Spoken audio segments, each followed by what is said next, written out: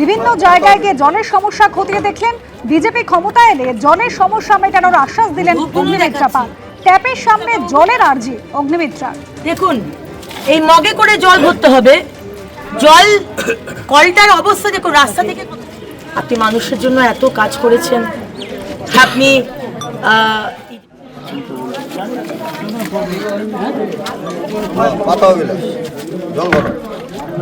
এই বালতি একটা স্ট্যান্ডার্ড সাইজের বালতি কতক্ষণে ভরবে, আর গ্রামের সমস্ত মানুষ এই কল থেকে জল নেবে, কত করে মানুষ জল পাবে?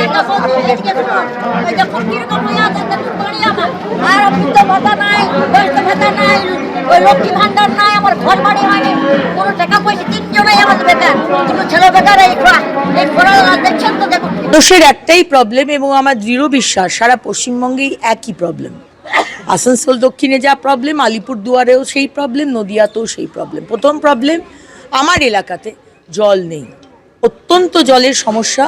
তৃণমূল পার্টি বালি চুরি করে করে দামোদর নদীকে শেষ করে দিয়েছে, অজয় নদীকে শেষ করে দিয়েছে। জল নিচুতে চলে গেছে, কারণ বালি চুলে চুলে খনন করে করে পুরো হয়ে গেছে।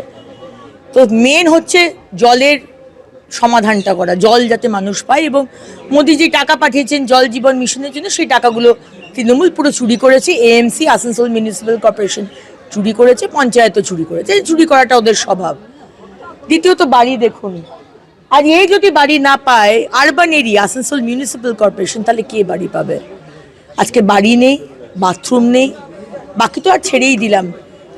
প্রাইমারি হেলথ সেন্টার ভেঙে পড়েছে। সরকারি স্কুল থেকে হাসপাতালে বেহাল অবস্থা। যিনি ক্ষমতায় আসবেন তিনি যেন সমাজের প্রতিটি মানুষের জন্য ভাবেন। সব রাজনৈতিক দলের কাছে আহ্বান প্রাক্তন ফুটবলার মেহতাব হোসেনের। ভোটের আগে দেখুন যা দেখছি। প্রাইভেট স্কুলগুলোকে আনছে ফ্রন্টে, কিন্তু সরকারি স্কুল সব আস্তে আস্তে বন্ধ হয়ে যাচ্ছে, বাচ্চারা যায় না স্কুলে। তো যদি আমি এই যে রাজনীতি করছি, বাচ্চাদের যাদের ক্ষমতা দেখবে নিচের স্তর লোকরা আরও নিচে চলে যাচ্ছে। টিচার কমে গেছে, স্কুল হসপিটাল আছে, ছেলেগুলো হসপিটাল আছে, ডাক্তার নেই।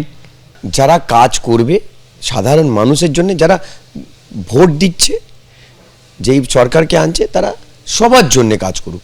শুধু সিঙ্গেল পার্সন এর জন্য করবো, ওর জন্য করবো, নিজের লোকের জন্য করবো তা না, সবার জন্য। কেন, তারাই তো 5 বছর পরে আবার তোমাকে আনবে।